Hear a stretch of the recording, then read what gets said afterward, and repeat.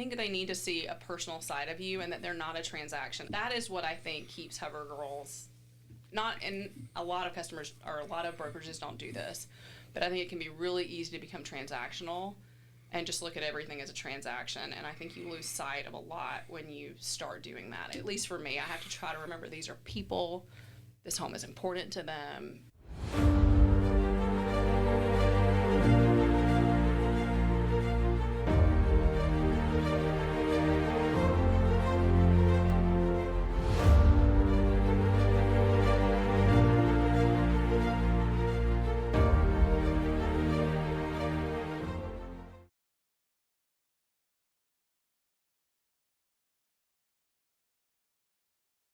Hey, welcome back to the Real Estate Excellence Podcast. Today's guest brings leadership, service, and real-world experience that make for a powerful conversation. She grew up in North Georgia, earned an undergraduate degree from Kennesaw State University, and completed a Master's of Science in Operations Management, which will be interesting to talk about. From the University of Arkansas, her career spans multiple industries with a deep experience in crisis management. Well, that relates to real estate, nonprofit organizations, government procurement, and high-level operational leadership. She's a spouse of a U.S. Navy veteran, where she served alongside him as his 21 career for the last 17 years and remains deeply involved in the military community. She understands the realities of military families face and brings perspective, resilience, and clarity to everything she does. Let's welcome Tina Priest to the show.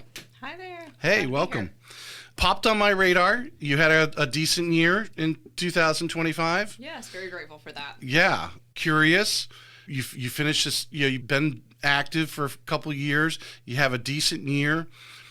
What kind of pressure are you feeling here? Now we are at the beginning of February. We're still at the beginning of 26 to kind of do one more, right? I mean, what's your goal for this year? Yeah, I would love to, meet the goal I met last year. Last year I set a goal for 18 houses and sold 24, so obviously exceeded that. Mm-hmm. For me, it's just kind of the next person up. So I try not to get too focused on like the big numbers, but just the person that's coming next behind that one. It's important to me. Relationships are very important to me, and I think that you can get caught up in quantity and then it takes away the quality. So I try to just the next person that's put in front of me, take care of them.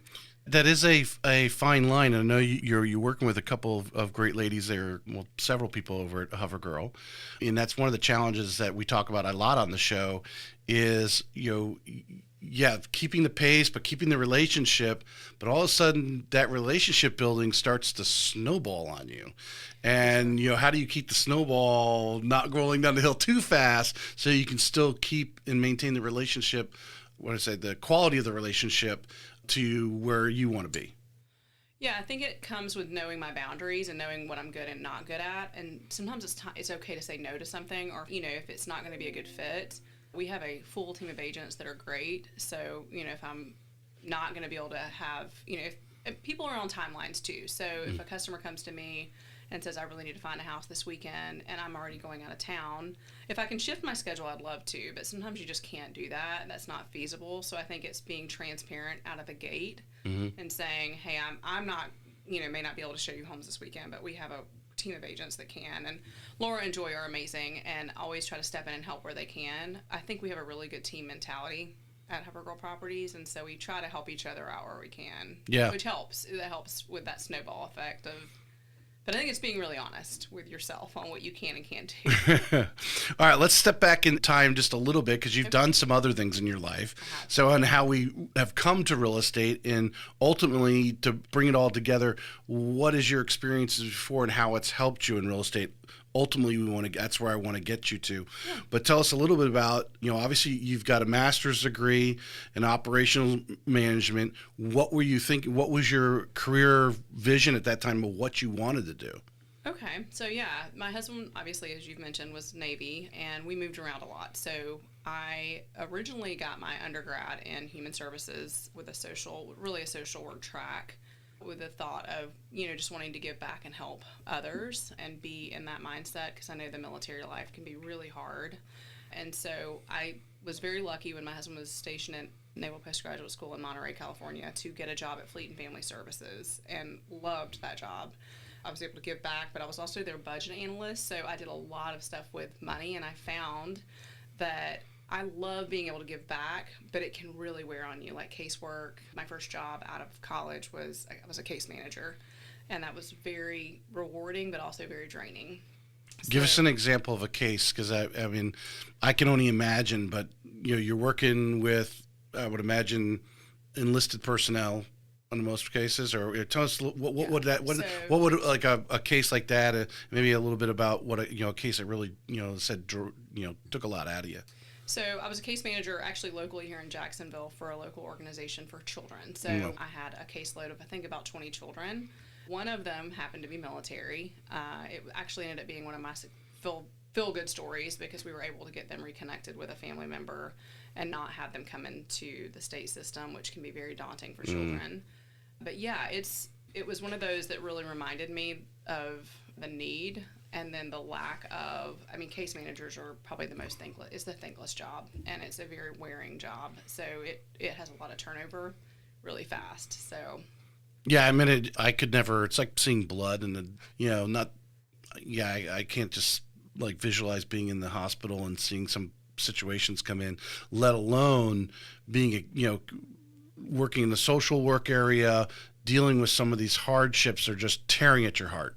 It does. It's a very, you're not just dealing, real estate, it's, people are buying home, it's very personal, but when you're dealing with a child, you're talking about the trajectory of someone's life. Yeah. And so I think there's a lot more weight that comes along with that. Not that there's not a lot of weight that comes along with helping someone buy a home, but a child's life is very important. You're making decisions on behalf of that child that can change the trajectory of their life. 100%. And I'd like to say, the Lord made our children very resilient to certain extents, but there are breaking points. For sure. Yeah. Yeah. 100%. All right. So you're doing that kind of work. What leads you towards, when do you start to kind of smell real estate as an opportunity? So funny enough, I probably would have never thought about real estate until Hovergirl Properties. So my husband and I we found out we were being moved to Monterey, California, and we wanted to keep our home. And so that's kind of where Hovergirls came into keep my your life. Home here in Jacksonville. We did, yes. And this was 2010. I just had my son, and so Joy came over to the house. We met, and she became a real quick friend, and then Laura as well. But so they managed our property. We kind of got to know them. I loved the concept of their company. So when my husband came back to Jacksonville to start his department head rides, they initially offered me a job as a real estate agent. And my husband, department head rides are pretty strenuous. My husband was getting ready to be deployed for quite a bit of time, and so we had a 5-year-old and a 10-year-old at the time, and so it just did not fit really. It was not going to fit the demands that I think it came along with. So fast forward a few years, my husband's finishing his department head ride, and they had a job as the service manager for Hovergirl Properties because we have a property management site as well. Right.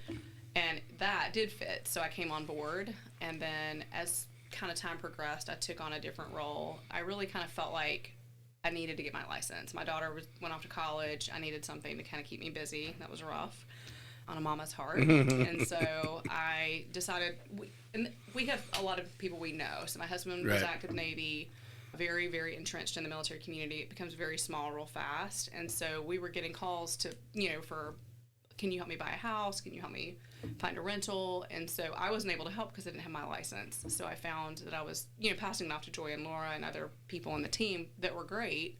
But I thought what an honor it would be to be able to be helpful to them myself. And so that's kind of what spurred that on, just getting my own, getting my license. So. All right. I'm going to just pull that mic just about 2 or 3 inches closer to your, just pull it. Just pull it. The arm moves. There you go. Okay. Good. Like that? Is that better? Yeah, better. Okay. Yeah, good. You've had this background. You have this education. You're now, Hovergirls is coming up on 20 years.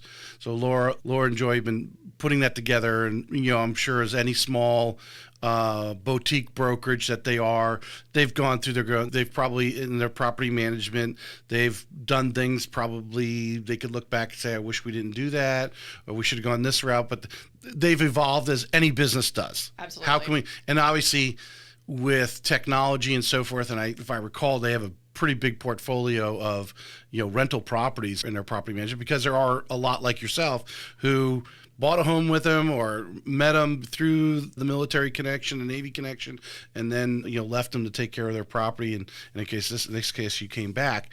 But coming in, what are some of the things that you started to learn about real estate in that position that you didn't know before? As an agent? No, as this couple of years as working in their customer service, property management area, you obviously started to learn about real estate. Right. What are some of the things you're like, oh, wow, I didn't know that?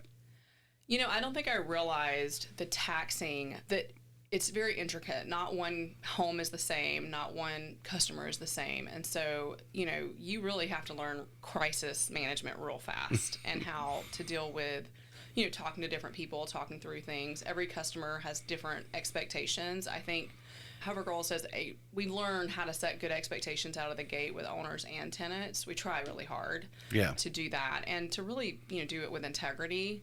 I don't think I realized how hard, they managed my property and they did such a good job. I don't think I realized how stressful it can be at times because you're kind of buffering things that the owners don't know, they don't have a clue about. So, and they're not supposed to because they're paying you a property management fee to take care of these situations. So I think that, the vendors and making sure you have good vendors, that can be hard, and making sure you have good relationships with them, having a clear understanding of what things cost, inflation's made things rise, and then learning how to kind of adjust and pivot, which I think Joy and Laura have done a great job of. Being their service manager, and then I was their director of customer care for a while. I had some suggestions on, programs we could get. They've always been good at adapting and trying to, be innovative and make sure we're taking the next steps so that we're ready for the changes that are coming our way. What do you think, and I'm going to use the term culture, but I don't know if it's the right one, when comparing to other property management companies in town? Because I don't think, they're not out there. Property management company's not out there like a restaurant, right? Right. Go, hey, I go to this restaurant, I can go to that restaurant, I can tell you, I like that one, but I didn't like that one. It's not as easy to do that, right? Right. What are some of the things you feel that Joy and Laura have put together and you've implemented, working for them, maybe even suggested, that you feel really keeps CoverGirl property management side as one of the top property managers in Jacksonville? Well, I think it is a cultural thing. I think that they have an expectation of every agent that we, people don't care how much you know till they know how much you care. And so you're not going to build relationships with every customer, but we get a lot of referrals from, especially military, sitting over at a base saying, hey, you need a property management company, call this person. They'll be great. I mean, we were the ones referring CoverGirl properties. We were in Monterey, but I think, you don't want to refer someone that's not going to do a good job. And so I think CoverGirls has done a really good job of standing behind what they say they'll do. I mean, no company's perfect, but when they do make a mistake or something's not right, we jump on the phone with the customer. I've never seen Joy and Laura back down from that and say, we'll make this right. So I think there's a lot of value in that because you're not going to get it right all the time. But to be consistently good and consistent in what you say and do what you say is very important. I think this is a great case study, for the agents who are listening right now. You're building relationships. The word brand is often, and I think anyone will tell you now, it really isn't, whether you work for a big box brokerage or a boutique, ultimately you are the brand. The clients aren't looking at you as a real estate agent going, oh, who do you work for? Okay, I'll talk to you. There might be some out there, but it's a very small percentage. The old school might look at that, go, oh, you work for Century 21. I remember the gold jackets you sold me. That's very slim. Right. It's your brand. But the pressure of working in such a tight-knit community as the military and specifically the Navy here in Jacksonville that the CoverGirls really has a corner on. I know Joe and Laura do a lot of things down at the base and all these types of things. But obviously if you screw something up, it could spread just as faster than actually the great stuff that you're doing. Right. Type of thing. What are some of the things that you guys talk about? And I think the listeners, you guys need to listen to this from the standpoint of putting that little bit of stress on yourself to make sure you're delivering each and every time, because you don't know who's watching. And obviously you will screw up, and how you recover from the screw up is hugely important. Oh, 100%.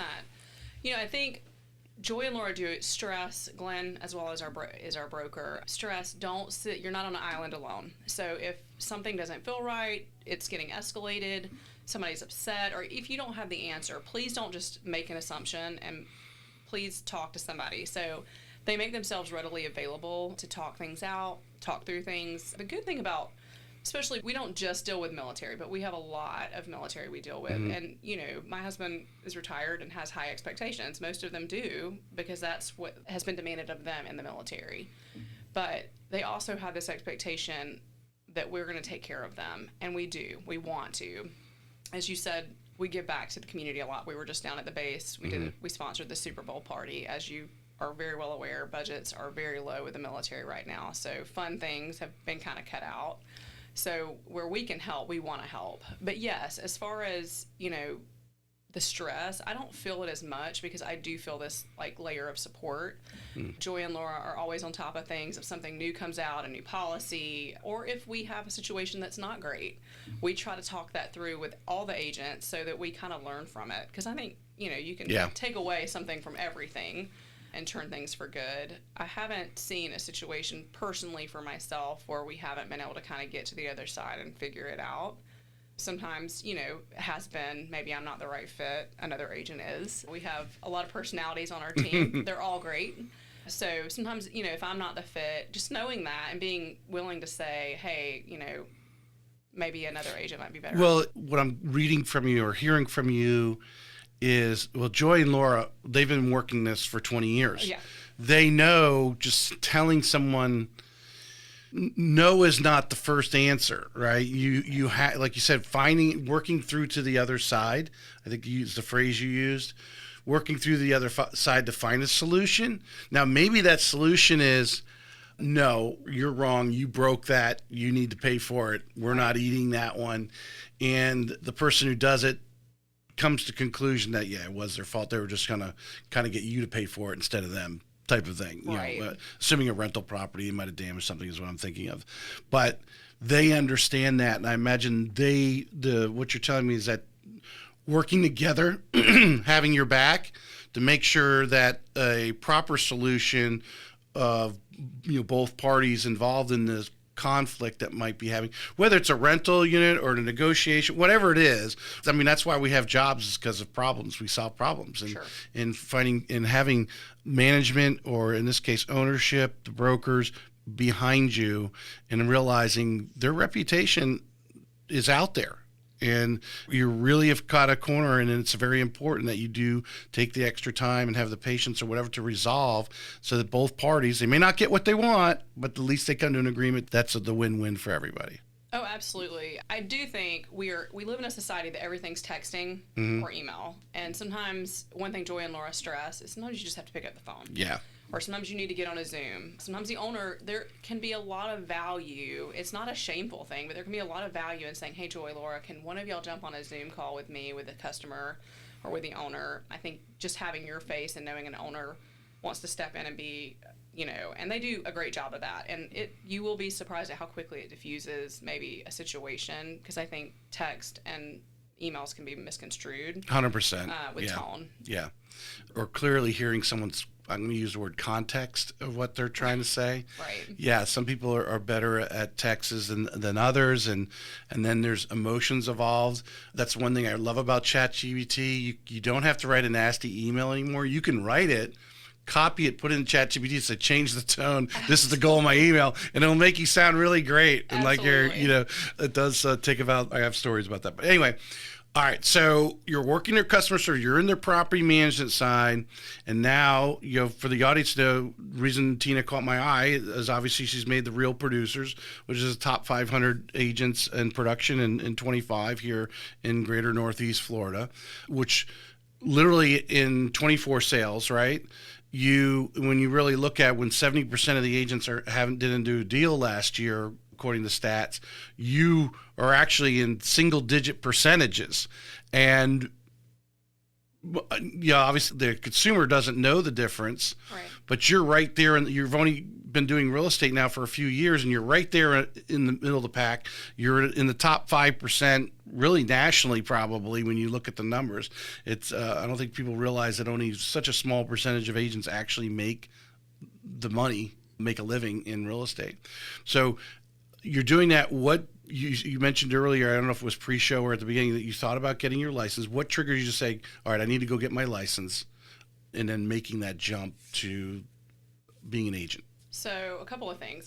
My husband was, why don't you get your license? You should get your license. He's my biggest cheerleader. And he said, I think you'd be so good at it. And I had Doyle saying, why don't you get your license? You'd be so good at it. You're giving us these customers and they could be yours. And you would take such good care of them. And so, like I said, my daughter had just left for college. I knew I needed to do something to kind of distract myself a little bit, and what better way than to go ahead and get my license. I didn't know how well I would do. I didn't know if I would be successful, but I just knew that I felt God pushing me to do that. And then I had a husband and a good friend pushing me to do that as well. So I did. And then my second customer was actually a military spouse friend from Monterey. It was a kind of surprised, because I thought, who's going to want to use somebody who has zero experience? But you have to start somewhere. And what I will say is new agents are really hungry to do a good job. And I think you don't ever want to lose that, though, right? So I think that you say pressure, what did I come in with this year? It would probably be the mentality of, don't lose that spark of what made you get excited to start doing real estate, and always stay humble.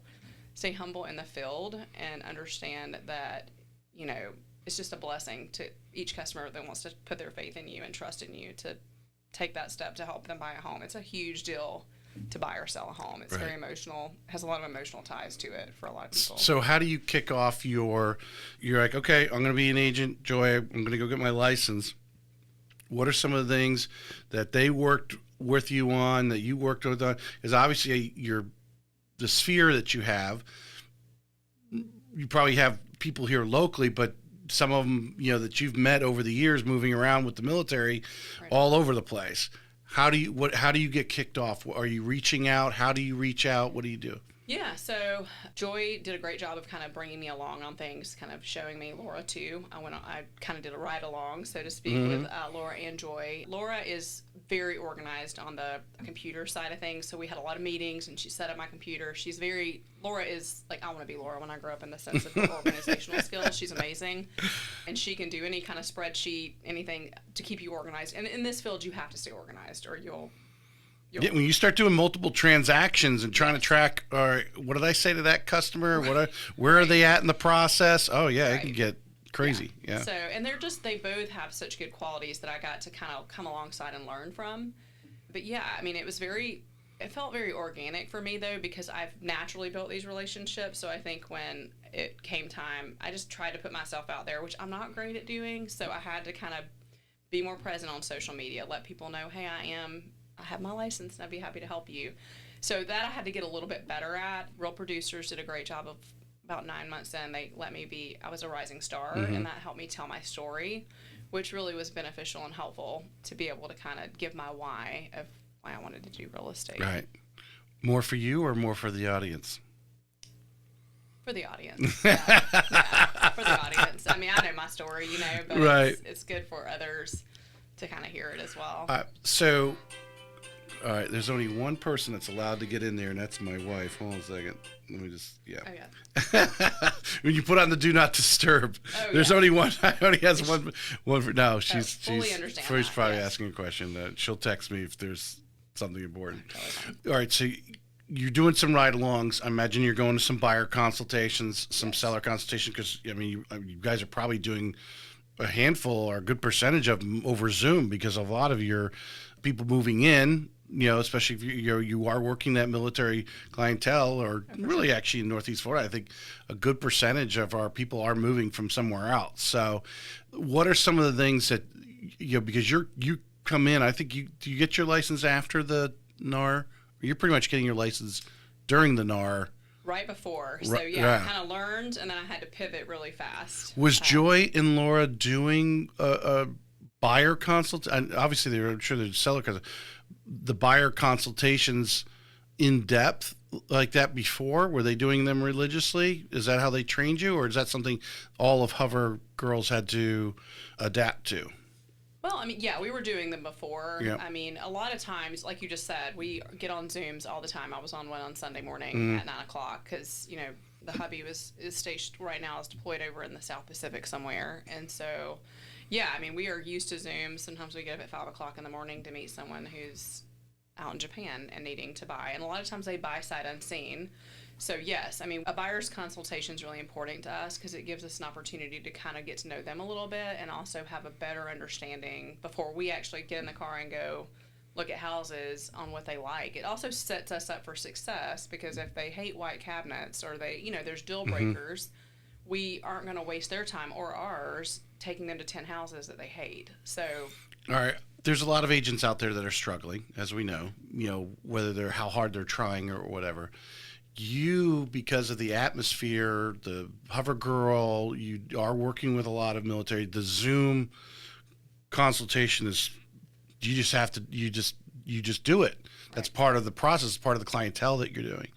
I would bet there's people listening to us right now. There's some of them that are, no one's introduced them to that or the benefits of it. right. You were naturally just, you know, this is how we do things. And Right. so you did it. But when those people actually hit the ground here, does it surprise you because they've had what they over video with you and now meet you face to face? It's almost like you did it right there in the same office that instead of the Zoom. Absolutely. Yeah. Yeah, I mean, I had several sales last year. One, he was coming from San Diego. He and his wife, they wanted to build a house, new construction, and they went under contract, and then they flew in to see it kind of a few months into the process. But yeah, it was almost like we knew each other. I walked up and they gave me a hug. And they recognized you. recognized me. You didn't have Yeah. a 5-year-old headshot that you didn't look like you. Yeah, I think that's important. You know, Yeah. Zoom is great. It's one of those things that, I mean, it was around before COVID, and, you know, Hover Girls has been doing it a while simply because of the military. But yeah, I think it's a great thing to be able to get on a call with someone and them see your face. Also see that you're not distracted. You're giving them your undivided attention. You're looking them in the face. You're taking notes. You're not just kind of distracted off in la la land. And also makes you pay attention because you've got two people or one person looking directly at you. Right. And you kind of get a feel for each other. You can laugh. You know, I sometimes Zoom, and we have a bar in our house, and it's my husband's. He has a brag. I don't know what they call it. I think he used to call it a brag wall or something. But it's all his military Right. stuff. His So you use swords that as a back there. background? Yeah. So sometimes they'll ask, "Is that your sword?" No, not my sword. My husband's sword. Yeah. But yeah, I mean, it's, you know, people, I think they need to see a personal side of you and that they're not a transaction. That is what I think keeps Hover Girls, and a lot of customers or a lot of brokerages don't do this, but I think it can be really easy to become transactional and just look at everything as a transaction. And I think you lose sight of a lot when you start doing that. At least for me, I have to try to remember these are people. This home is important to them. You know, Well, I find it interesting. And I don't know where I heard someone was talking about this particular, I don't know whether it was a reel or something, but anyway, in a corporation, when they want a meeting, it's not a phone conference call, it's the Microsoft meetings, right? Right. That's what you're using. But what I found is, depending on what company you're at, whether or not they put their camera on or not. Oddly, here at Planet, most people don't put their camera on. Okay. The last company I work for, they're like, why don't you have your camera on? But I do believe, like you said, they're seeing you, they're seeing your facial reactions, your gestures, the things that we do, what's the term, nonverbal movements. Our cues. Our cues, and I think it's big in the relationship building. Because we are looking at, you know, face to face, and you go, oh, okay, that's a cool person. You're not doing it just over the phone or over text where they don't see you. You're actually, you know, conversing, laughing, you know, whatever it is. And agents that I think are listening, if you want to learn, you obviously talking to anyone at Hover Girl, because you guys are doing these Zoom conversations. If you're not having Zoom calls, I would almost try to have as much as possible, especially those clients who are in front of their computer all the time, to say, hey, you have a moment, here's a link, we need to talk, and actually do it more often And because as every top agent has come on the show, relationships, there's no better way to build relationships. If you can't actually physically touch them in a coffee shop or something, Right. to do the Zoom and actually see each other across would just strengthen that. For sure. Yeah. Yeah. Relationships are important. Yep. And you're not going to be, I'm a relational person. I'm very outgoing. So I think it comes a little natural for me to just sit and have a conversation with someone for 20 minutes about their dog and kids and, and be interested in that. I think for some people that might be draining, and that's just, for my husband, that would be incredibly draining. Yes. Men don't have that. He's not a super social person. He's like, get to the point. I'm sure he thinks that with me at times. He would never say it. But so, I like to take the long way around to tell a story sometimes. But I also don't mind someone taking the long way around to tell me a story either. So, right. What if you not that your husband's any different than most men. I would say most men. I don't say all men. Some men might like to sit there and chat about the dogs or whatever. I have to say I'm probably more in his line. I want to get to okay, let's get to the point. But you've had military clients and you've had non-military clients. Have you noticed a difference in how you can work with them? How can you talk to them? I think most military, you could talk to them more straight, and this is how it is type of thing. We need to make a decision. Here's our decisions. Boom, boom, boom, and go. Where not all, but non-military, you might have to sugarcoat it a little bit. Yeah, no, I do think military has an expectation to get to the point. Like, don't waste my time. Not all of them, but, they're also on a schedule. What's the problem? Let's solve it. Yeah, tell me what you need from me, and we'll get there fast. With, we go to 1122, and I've had some church customers as well, and then, that have been friends, and then we've had just some organic relationships through other avenues that I've had customers come along. Mm-hmm. Yeah, it tends to be a little more relational. You can have a conversation. It's just kind of, I think, learning to gauge, what their needs are, what their time constraints are. When you're calling someone who's getting ready to fly with the Navy, they may have 10 minutes, so you need to get to the point really fast on what's needed from them. And once they know what's needed and expected, they can appreciate that a lot. So they like the checklist. Go here. I need these 3 things. Boom. Yes. You don't need to get in the explanation of what's going on.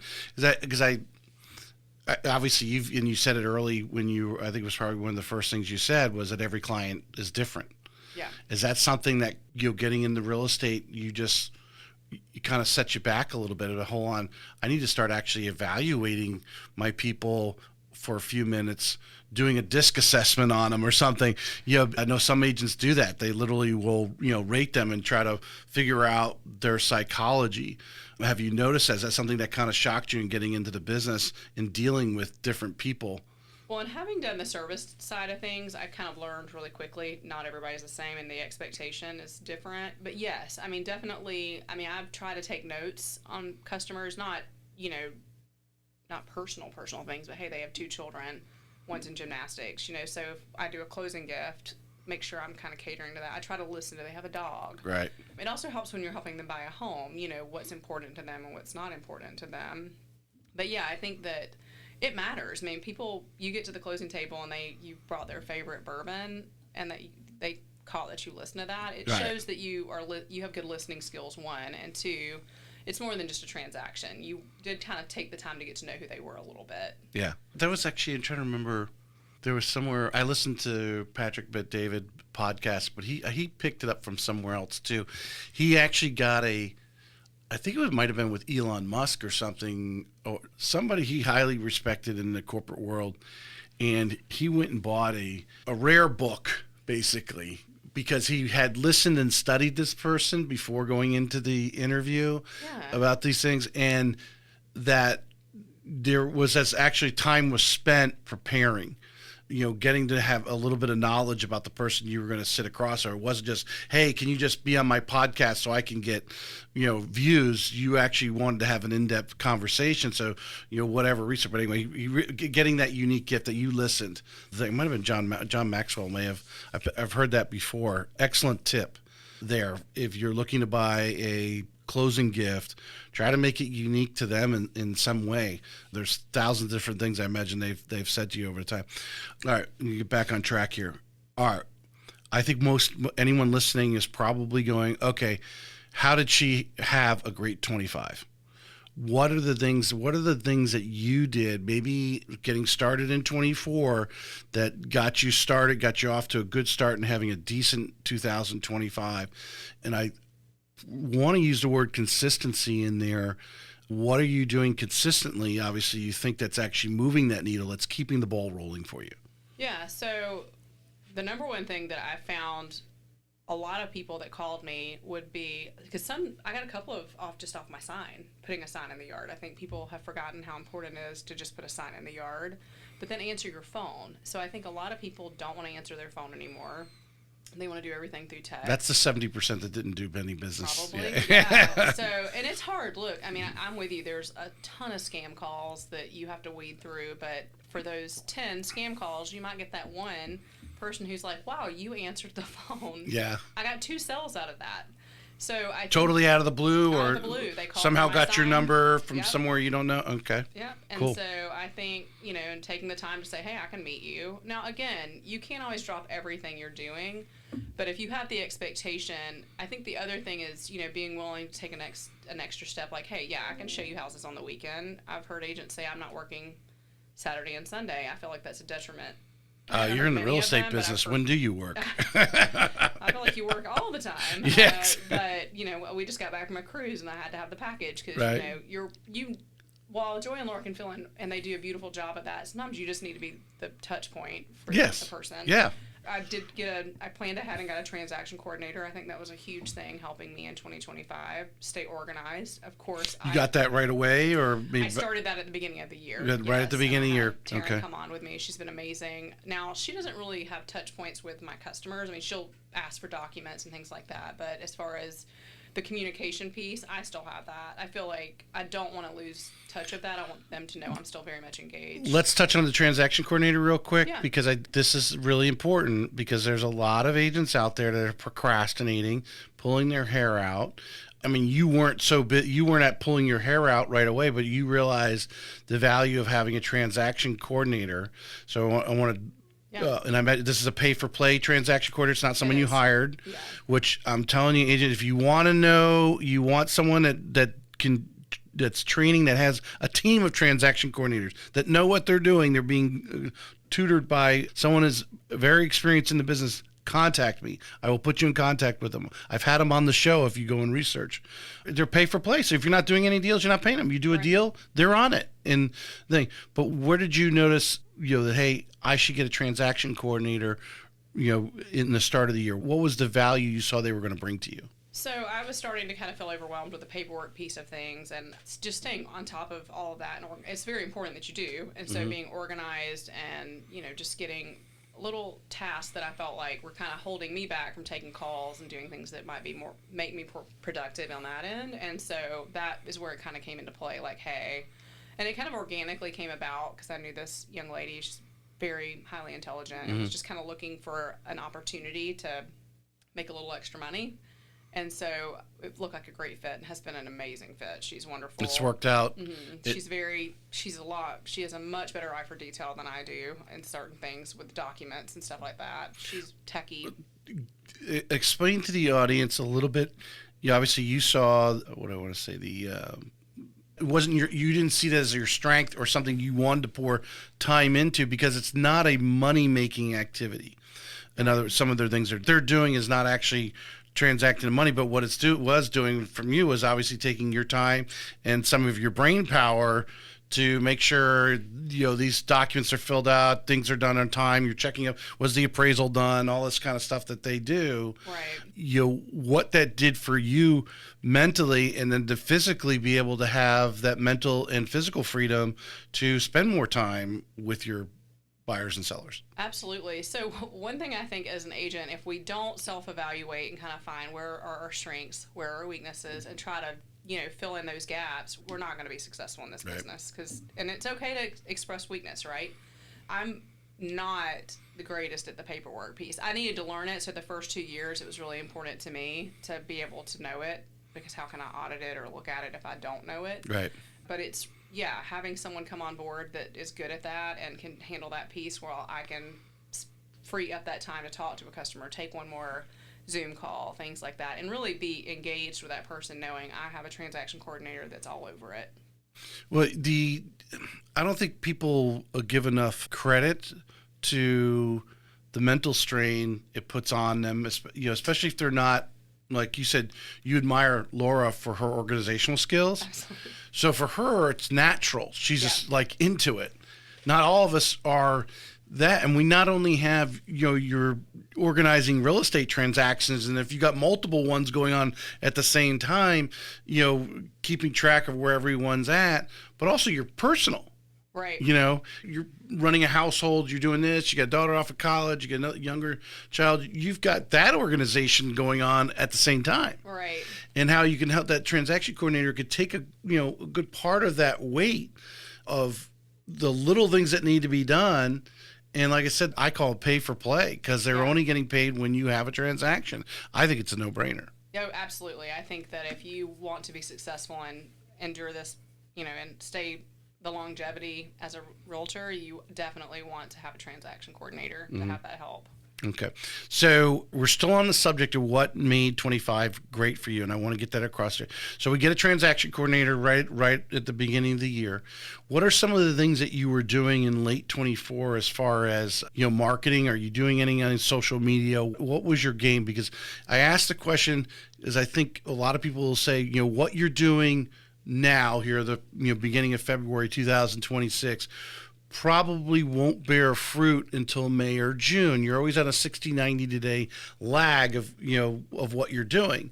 So what were you must have started doing something in late 24 that's obviously started to get you off those first few deals of 25 and so forth. What are some of the things you were doing to stir it up? Well, I think networking. So we had gone to NHA, which is National Helicopter Association, fleet fly-in. Joy and I went to that last year in October. It was right here in Jacksonville? It was out of Pensacola. Okay. Which is not a close drive, by the way. People think it's easy. That panhandle's a drive. It is. Yeah. But it was, there were a lot of touch points, and you didn't really see the validity of the fruits of that labor until, it was starting to get calls from some of that. Mm-hmm. People... I think it's just being consistent and taking phone calls and being like, hey, we have a lot of people call that maybe think they want to rent, and then they kind of reverse course, or they rent for a year. I had some, that rented for a year and said, hey, we want to buy. And then fortunately enough, also the people they were in the home that we were managing, they wanted to sell it. So, you can kind of, it's just keeping track, I think, of your customers and making sure you're having a touch point with them. So that's another thing that I think set me up for success was. So I think would you say the term here is follow-up? Follow-up, it's all in the follow-up, that every person you talk to, you got to reach back out. Yes. Don't just feel they met you once, that they're good and they know who you are. Right. They assume they may forget you, or they just might assume you forgot them and go on. So, but when you went to the Helicopter Association out in Pensacola, was that an event for all sorts of vendors, or what were they? What was the actual reason for the event? So Fleet Fly-In is an opportunity for the training. A lot of these pilots that are training, from a lot of them come from Mayport and other areas, but they'll fly in the different helicopters, and the trainees who are training in flight school there at Whidbey Island get an opportunity to see them kind of head on, get on them. It's kind of like a touch and see, and talk to pilots who are a little ahead of them, and get a feel for what it's like. So you guys were like a sponsor. We were, okay. And there were a lot of vendors. So there were several real estate agents there. One from San Diego, Virginia. So a lot of the places where people, are coming from are going to be flying out of and flying, be stationed, so to speak. So. You sit back. Just turn that mic and point it at your, I have mine. Yeah, there you go. Good. Okay. You started to sink back behind the mic. I don't want the mic in front of your face. We cut reels. Yeah, that's good. Yeah, so it was a lot of vendors, and just kind of walking around and talking to the vendors, letting them know what you do, you taking their cards, because, this industry, especially with the military, people are moving all over. And so to have someone, we talk to clients all the time. We might be listing their house for sale, and they may be buying in San Diego, and they don't know where to start. So if you can give them a little guidance, it's always a big deal and a big help. So building those relationships, I think NHA that was a great event to go to help build some of those. Well, I would imagine over the years, Joy and Laura have built referral partners in those greater areas. You For mentioned sure. two of the Yeah. biggest naval bases between San Diego and Norfolk, right there, and then Jacksonville. I mean, three of the largest here in the States, and they have contacts on it. So if that person didn't meet the San Diego person, you want to encourage them, hey, call me, I'll set you up with an agent in San Diego if that's where you're going to get staged. Absolutely. Right? Yeah. And it's important. The referral partners are important because if you send somebody somewhere and it's a horrible experience, you're never going to send them again, or they're Right. going to be like, well, why did you do that? So, again, I think it is consistency. I had a call from a lady up in DC. Her brother was moving here. She's an agent out of DC.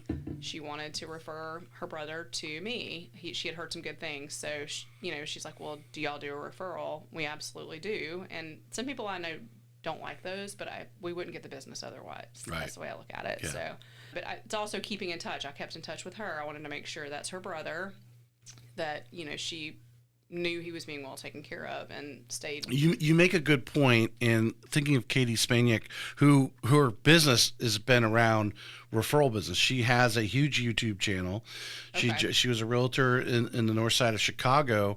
Now she's down here living near us, and she has a YouTube channel that just specializes in sellers, and she refers business out to everything. But one of the things she talks about is making sure you're just not, you might work for a big box brokerage and go, oh, I have somebody out in San Diego, let me just refer so-and-so. Well, your reputation's on the line, because if that person you referred is not that client next time around, they ain't calling you because you gave them a bad referral. Right. So you do need to screen, again, your reputation being on the line, you do need to screen who you're referring business to. Right. And listen, we always try to follow up with them. If we may have a referral partner we've done, business with for a while, or they, are retiring and refer somebody else. We may give them a try, but we always try to follow up with our customer and say, hey, what was it like? Because they might not be answering the phone. Right. You might refer somebody and that person blows them off, doesn't Right. follow up with them, whatever. So it's important, again, go back to follow up and just say, hey, how did it go? Give us some feedback. And, because that, like you said, I mean, we want them to come back to Hover Girls. We don't want that reputation. Right. That we're just, blindly Giving them any sending willy-nilly people. real Right. estate agent out there. What are some of the things that you like to do that you feel is, as far as the follow-up, the touches that you're doing? Are you sending a text, you're giving a card, you're calling? Do you have a routine that you're going through on a weekly, monthly basis as your list is building every day? Yeah, absolutely. So I try to, follow up with text, keep an eye. I try to put things on my calendar, birthdays, things like that, keep in touch. Some of them, it's easier because they text with me all the time about their families, because you kind of get to know some of them. One of them just had a baby, so I've got, I get baby pictures. So I sent those. That was a super easy one. I sent a meal and a baby gift. Right. And they were a Georgia fan, so I got to give them some little Georgia gear. But, I think some of it is like super easy and very organic. It's the ones that are maybe the single, I had a single officer, that I helped him buy a house, and he doesn't want a card. He wants, he was military, so I texted him when TPC came out. Or an email every so often, just saying, hey. How are things going? Here's a, gift card to Home Depot. I thought you might want to, or, eat dinner out, things, or, little reminders of things that maybe would appeal to him that are things that are going on in the military. Because most of these a lot of them, even my own husband, I'll say, hey, did you know they're doing this event? He's like, you know more about that than I do, because I don't follow up on half that stuff. So, right. Yeah, I think just doing little things like that, keeping up with, hey, praying for you while you're deployed, just so they know, like, hey, you didn't just forget. I wasn't just a transaction. You didn't just sell me a house and drop off the Facebook. Well, I think you're in the business. Your husband obviously has been deployed for a period of time when there's nothing more that they can get excited about other than mail call, right? I mean, that's and you being in there, you might be the only thing they got that day or that week or whatever. Who knows their situation? And if you do send them something in the mail, which it's very easy to go on Amazon. If you have their address, you can actually put that in, and Amazon will get it to them wherever they are in the world. Absolutely, it's super easy. That's a fun one to do. I had a family. They were actually, her husband was stationed with my husband, so when they came back here to be on a different ship, I helped them buy a house, and he just deployed. So I got his address, so we can send little care package. Yeah, and you Yeah. know, obviously checking in on her, like, hey, if you need anything, let me know. I mean, organically, I mean that, but also just really, you know, just saying, hey, I see you, and I understand you're going. You know, what Speak like. to, you know, we have a lot of military in the area. I've had many different agents on. Some have gone through Hover Girl at one time or another. You know, their spouse is serving, maybe they served, and so forth.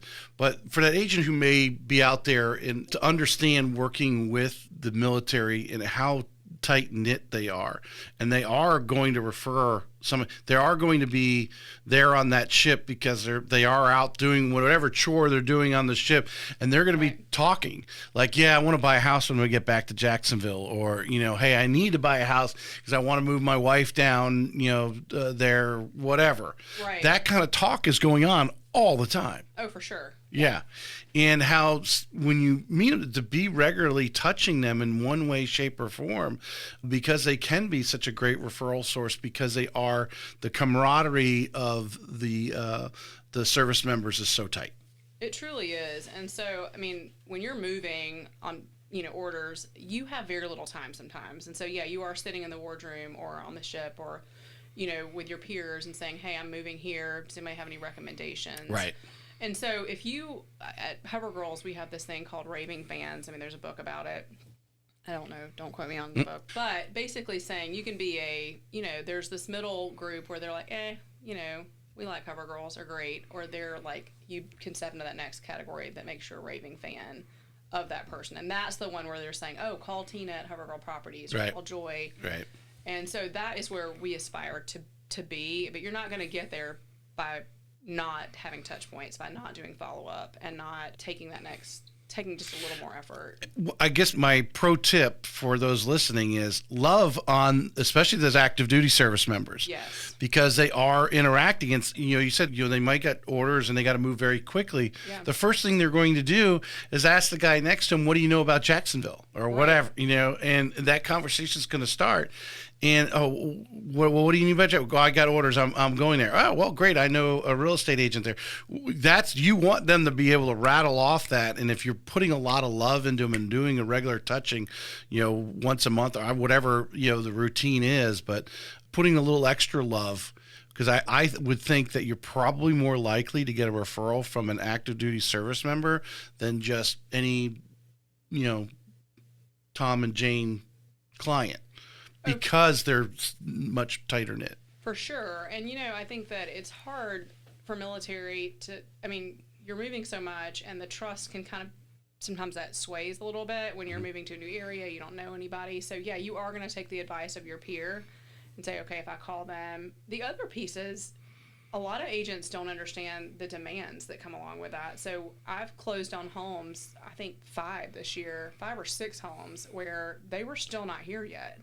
So I may get the keys and the commission, but we're not done yet. So I'm still holding on, checking on their property, you know, stopping by to make sure everything's good, and then meeting them when they do get into town to give them their keys and see their home. So you're sending off the package for them to sign and send back to close. And yeah, I've closed on a couple. It's been several months. So, you know, you're not done at the closing table. You're still, you know, tracking that. And I think that's an extra step that Hover Girls does well.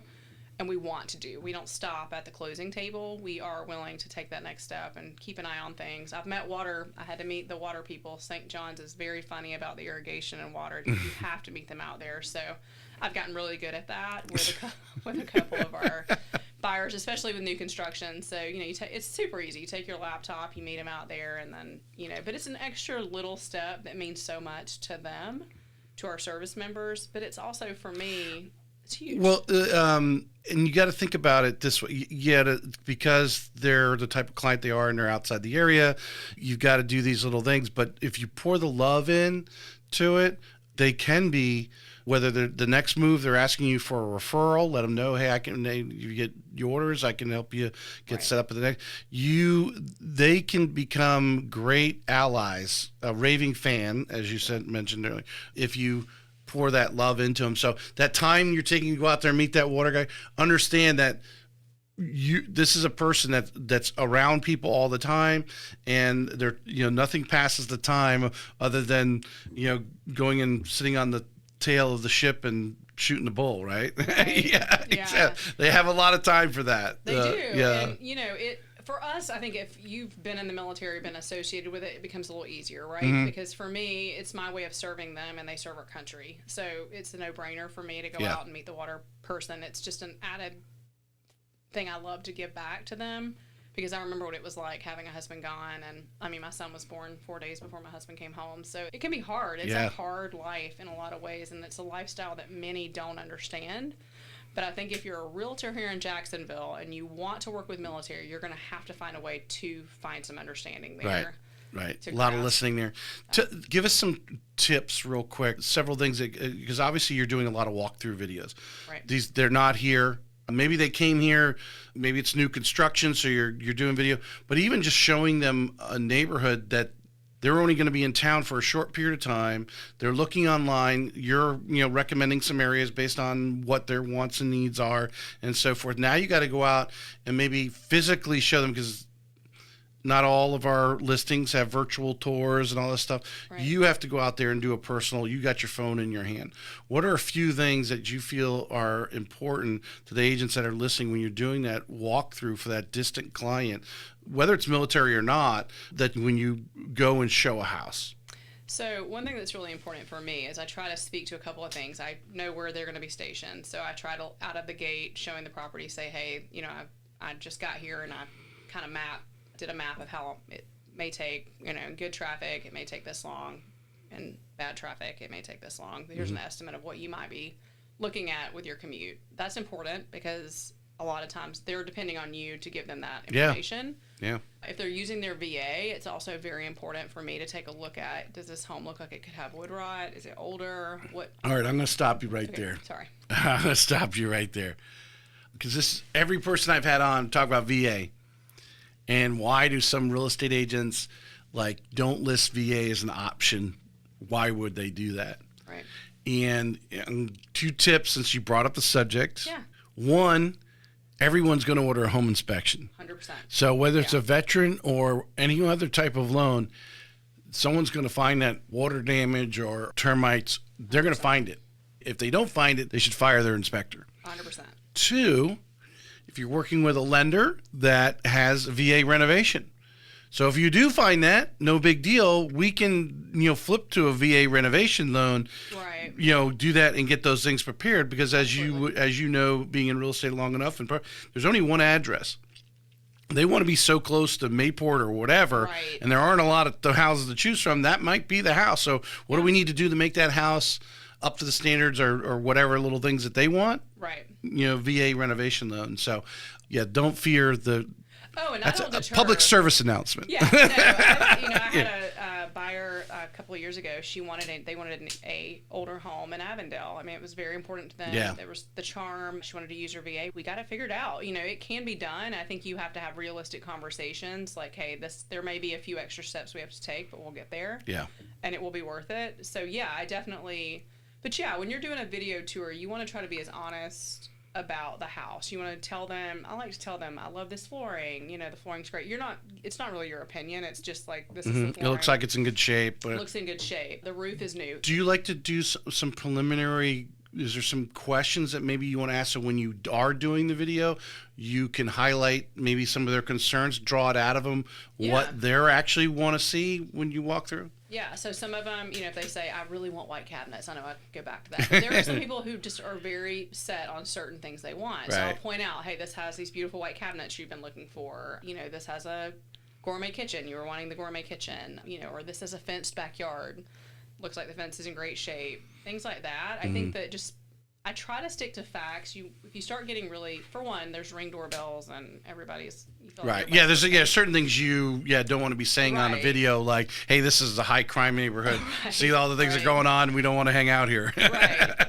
You definitely want to. You can video it, but you don't want to say anything. Right. So you can say, that's over there. But, right, or if they're like the factual things, like, hey, this is by a busy road. You're not deterring anybody, but it is a fact. You need somebody may not see that in the pictures, but it is important for them to know this is a busy road, just so you're aware. Or hey, they're putting a brand new neighborhood right behind your house. You're going to be dealing with construction. I think being very transparent with those facts, you're not trying to deter anybody, but you're telling them something they can't see themselves. Right. So you are their eyes and ears. So yeah, you want to leave opinions out of it. Like, these cabinets are ugly. You don't necessarily want to say that, but yeah, there's a busy road right here. And if you have 2 little children, you may not want to live right by a busy road, or there's a pool, or there's a pond, things that you definitely want to make sure they're knowing, but they may not see in the pictures. So I'm gonna just for time purposes, I want to jump in these questions that I've written. It's kind of like these are great for reels. Let's put it that way. Okay. But it's about real estate, and hopefully we'll get some laughs, get some people get to know you a little bit. We'll tell some stories. Okay. What is the most unexpected or awkward situation you've ever walked into where you had to keep a straight face and just roll with it? Every agent has this one. So I was showing a customer a property. We had been looking all over, and so they wanted something on the water. So we get to this property, and there was I think a disclaimer like, hey, the gentleman I think had passed away. It was a hoarder, I think. And so when we went in, it was... So they hadn't even cleaned the house out. No. And it was like it felt like something out of a horror story. And I just remember we walked in, and I was trying, to just keep it together. And I did a good job until we got to one room, and it had a bunch of like dolls in it, and it just felt very creepy. That's a good word to put. And so I just remember she looked at me and said, I can't stay in the South. Like, we got to get out of here. And I was so grateful. It's like, okay, we're leaving. I often wonder, like, the listing agent, do you not consult with your people? And like, I understand somebody, like someone passed away and the family's got to get it. The family's got to, come to a conclusion like, hey, we want money out of this house, sell the house. Right. Well, could we pay for the junk truck to come and clean out the house if you're not wanting to do it? Yeah. What's a moment where you thought there is no training for this, but you figured it out anyway? Oh, that's been recently. We had that's not really a funny one though, but we had an owner pass away, and the way we could not get a hold of him. It was renewal time, and unfortunately he had passed. We found out really by Googling, and anyway, yeah. So you had to pivot. You learn to go to the the property records. Those are things you kind of that you do learn on the job, and you talk through attorneys and things like that. But yeah, it was one of those. I'm like, no one prepared me for this at all. So I've had one pass away during the process of purchasing. Yeah. What's something that's happened behind the scenes that still makes you laugh when you think about it today? Have you ever been in a situation where everything was going wrong at once and all you could do was laugh and adapt? Yes. I had a deal falling off the rails, and I had to laugh and adapt, and we got through it. We did close, but there were some tears shed on that deal. My daughter was in the middle of graduating. She just graduated from University of Georgia, and we had a sell, and I'm not going to name the neighborhood, but the HOA was horrendous, and we could not get it right. They did not want to clear an HOA violation for, I'm talking maybe 3 weeds and flower beds, and when I tell you we had a vendor out there at midnight so that we could close, but it was one of those that I shed some tears over, and and then laughed. When I first got in my neighborhood, I was on the covenant enforcement. I volunteered to say, how can I help? They didn't have anybody really doing anything because there was somebody in the neighborhood being a real jerk, and he scared off everybody. I said, well, I ain't going to be afraid of that. Rules are rules. Right. And they're there to incentivize, or the punishment, right, the fine, to get somebody to do it. In this case, they're selling their house. Someone new's coming in. Right.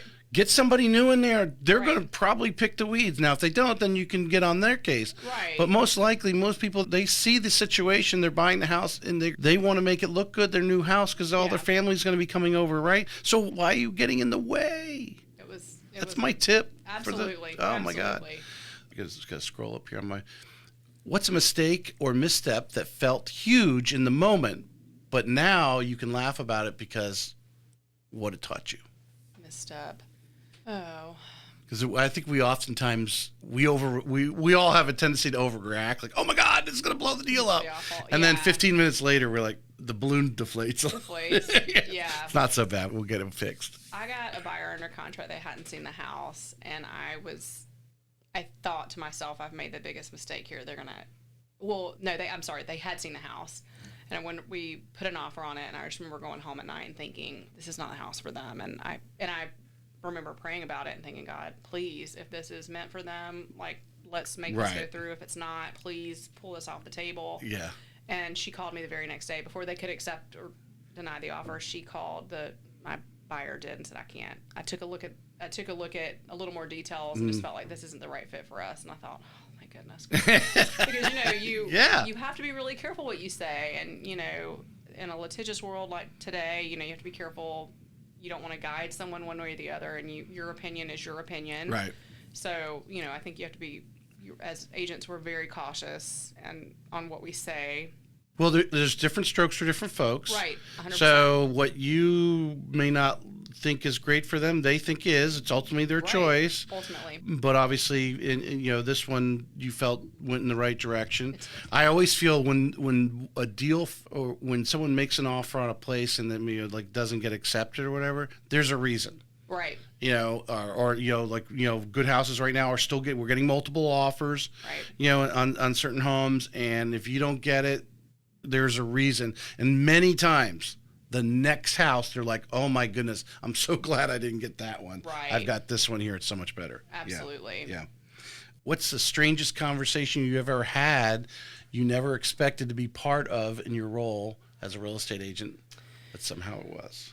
A couple getting divorced. Oh, yeah. Yeah. So I don't think I really expected, I wasn't expecting it. So when I met for the listing appointment, and they let me know and then kind of navigating, getting paperwork. And so both of them were there. That's a good thing, actually. They were there, Yeah. And it was amicable. But some of those questions you don't think to ask, one of the listing appointments I was at, I learned really quickly, you have to ask, are you married, or are you married in your heart? If is it on paper or is it not on paper? Because if it's on paper, it matters a lot. If it's not on paper, that's great, but it doesn't really affect the probate and legality of things.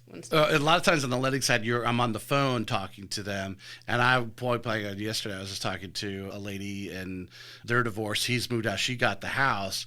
And she's trying to refinance it. Long stories. We need his cooperation to make these things happen. And sometimes you have to point blank ask, are we talking, or is this friction going on here? Because some people get divorced and they're like, hey, we're still friends or whatever. Let's make sure everybody's off in the right direction. We're not killing everybody's credit and all that kind of stuff. Where others are like, want to kill each other. Right. Yeah. For sure. Yeah. What's the most human, real, or relatable moment that reminded you everyone, no matter the role, is just doing their best? I had a very difficult seller at one point, and I realized really head on she was going through a lot. And so I think it was taking the time to, again, pick up the phone and say, hey, I feel like we're not off on a great start, and if I've done something that you don't like. And she absolutely was like, that is not it at all. And broke down to a couple of things that were going on in her life. And it was just a reminder to me that sometimes I think we tend to wear a lot as agents and take things on personally. And sometimes it's not even about us, but it is important to ask, if you feel like things are kind of going off the rails or not going great, to pick up the phone and say, hey, is there something I'm not doing that you feel I should be doing? Is there something that I've said, or, please tell me how I can be. Well, knowing this information of what's going on can help you guide them better. And I think 100%. you need to have that attitude when working with people. If the more you know, now maybe it has no relation to the actual transaction you're doing, so there's nothing really you can do, but a lot of times it does. That's why the transaction is going on a lot of times. Death, divorce, the stress, job move or job loss. Who knows, what's going on in their life. There's some reason why things are changing, and it could be a positive change, or it could be what's considered a negative change. And if you find that out, you can better guide them and put them in the right position. I think it's important to let people know by being straight with them. And I was just thinking of this conversation I had with this lady yesterday, and it was just about her ex is a veteran. She's got the house. It's got a 2% interest rate on it. She can assume it from him and relieve him of his entitlement. Still going to be attached because she's not a veteran. But I was explaining to him there's very little entitlement because the house wasn't that expensive when they bought it. So there's very little entitlement being used, and their entitlement's pretty large today. Right. When you own multiple homes, and so by explaining it, she's like now she just feels like she knows. Someone took the time to listen to the situation and go about her options. Now she feels at least enough. Now she can more educate herself and be prepared to approach the ex and how can they make this a win for everybody. Absolutely. Type of thing. And just by asking some of those questions, which you might feel are intruding, but really our business, there's family members that don't do business with us because they don't want us to know their business. True. Yeah. Whether, especially on my side, because I'm pulling their credit or whatever, right? Yeah. I'm finding out what truly they make, and income. So they don't know, and I understand that. I totally understand. I just tell them, hey, please let me get someone else. I totally understand. Yeah. Hey, just tell me straight up. I'm not gonna, hold it against you. Right. Hey, I'd rather keep my stuff private. As you have another loan officer that I can work with on your company, but you still get some benefit. I think but that's our business. We are involved. We are sometimes cleaning toilets. We are sometimes making people's beds on open house day and so forth. Yeah. Oh yeah. If someone shadowed you for a day, what's one thing they'd never expect but would definitely remember? Ooh, that's a good question. Would not expect, but would definitely remember. I would actually change that. I'm going to change that question a little bit. Okay. Maybe you can come back and answer it directly, but I think the best agents find ways to wow their customers. Yeah. Finding something comes about that you could just say, whatever. I remember I brag about my wife because she got this review. The customer said, even after we were under contract, Jennifer was still out picking the weeds in the flower beds. To make because obviously you want that person after closing that walks up and is still happy about the house, right? Yeah. And it's those little things like that obviously wowed this person. Right. But what are some things that you do, or maybe you could just tell us some things recently maybe you did, because I think they come up in the transaction. There's an opportunity to do something and just like that you don't have to do, but you do that just wows them, right?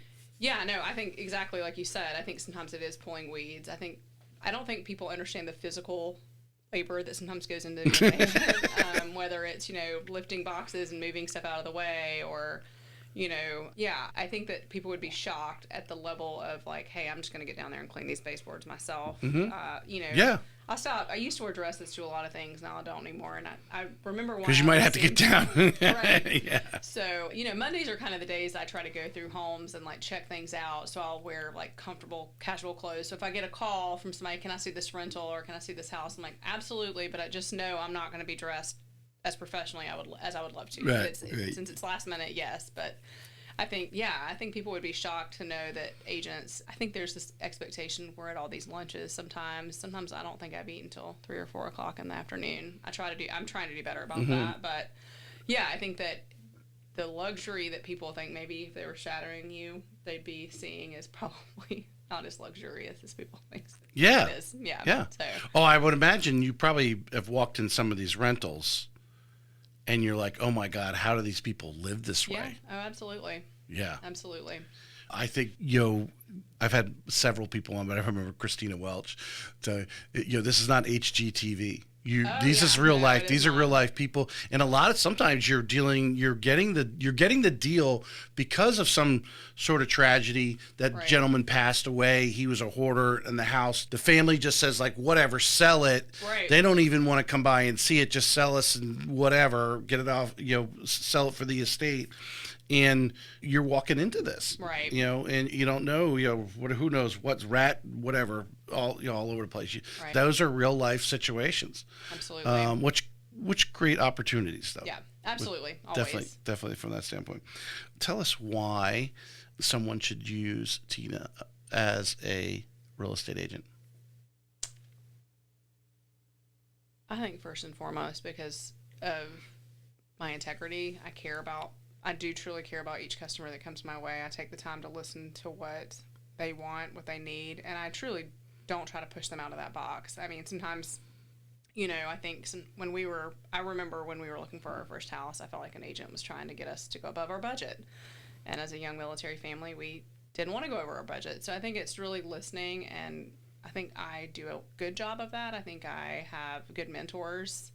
I'm willing to listen. I'm also willing to learn and fix, go the extra step. So I think that's what sets me apart sometimes. There's a lot of agents that are doing that as well. But I think it's just taking the time to, put aside 30 minutes to listen. And it may not even be about the house. I may just need to vent for 30 minutes. Yeah. It is about listening and, being able to really try to hone in on what they're wanting and what they need.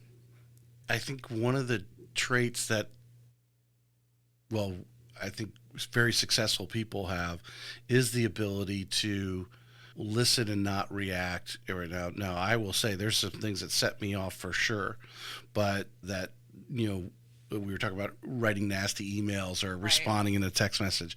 And whether a lot of times I think happens in the real estate agent's life is during that transaction and you got some negotiations to go on, and having that mindset of taking it in, don't run and rush until you don't, just take a few moments, evaluate, because let your mind process what's going on so that you can take this, you got the selling agent or the buyer's agent calling you saying, oh, we want these things fixed or whatever. The seller's, feels they're tapped out, right? Whatever, and you're like, oh my God, I don't want to call them and tell them they want whatever. But to take a few moments and process. Yes. As the ball is passed back and forth. Don't rush and respond. And tell us if you just expand on that. And also working with the other agent on the other side, the attitudes, what's some of the things you've learned in the different agents you've worked with when you're dealing with some of these, the good negotiators, the collaborators, I should say, they're more collaborators, like how can we get this deal done, versus some that, want to cause friction. So, I think it's very important in this industry to not be reactionary. So yes, like you said, to sometimes also understand that you don't have to pick up the phone and have that conversation right away. You need to take a minute, breathe, really think through what you're about to say. And like you said, sometimes you're tired. Sometimes you've just taken 10 calls. You've had your own stressors in your life happening. So you sometimes need to take a moment and pause and realize. Or sometimes you need to phone a friend. Sometimes you need to call your broker and say, hey, here's the situation. What do you think? What are your thoughts? Yeah. So, as far as I think every agent, I've always said this, not every agent's created equal. And so there are some that I think want to take shortcuts. I'm not knocking them, but you kind of learn that out of the gate. And there are some that are just difficult to work with. I mean, somebody may have felt I was difficult to work with. I always try not to be. I try to be as helpful as possible, as informative as possible. I just worked with an agent. She lost her dad, passed away during our transaction. And so I was like, how can I be helpful? I mean, obviously there are certain things I can't do, but if there's, if they need to do a final walk and I can be helpful there, you let me know. Just because, we're humans too. And so I do think in this industry, it can be really, I don't want to say cutthroat. I feel like that's very aggressive, but I do think it can be a competitive industry. And I think when you take that piece out and, really look at it as we're a collaborative industry, we're trying to learn from each other and we all have something to give. I think it can become it can feel less competitive and less, hostile in some ways. Yeah. So. I have said numerous times, agents need to realize you got someone who wants to sell a house and you got someone who wants to buy a house. Right. Your goal is to how can we come to some. Are they going to be ultimately happy? Are they going to be ultimately? No, that's part of the great thing of haggling and negotiation or whatever. Absolutely. They're going to ask for it to get. They want to feel they got a deal, whatever that is. Right. Whether it's a lower price or maybe some of their costs paid for, or something repaired, get a new.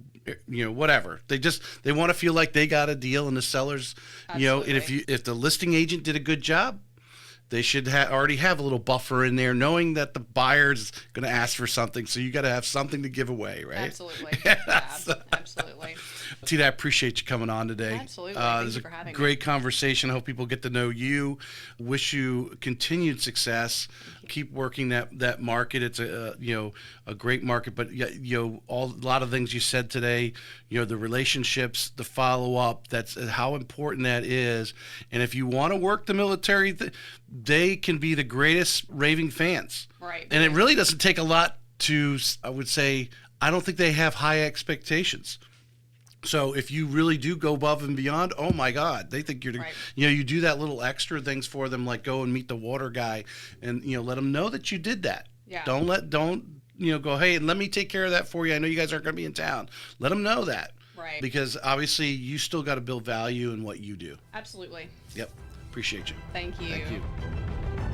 This may be it for today's episode of Real Estate Excellence, but we both know your pursuit of excellence doesn't stop here. To connect with the best of the best and really take your skills to the next level, join our community by visiting TracyHayesPodcast.com, where you'll meet more like-minded individuals looking to expand their inner circle and their personal experience. That's available at TracyHayesPodcast.com.